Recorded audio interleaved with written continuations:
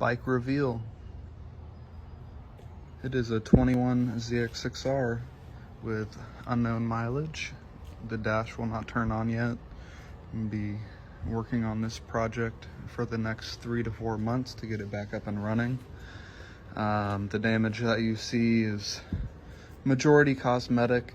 There is some bigger things like this front rim that needs replacing, some bolts here and there, fairings, of course, the front stay. Be putting race fairings on it. A little scratch on the exhaust, that's not bad, still in pretty good condition.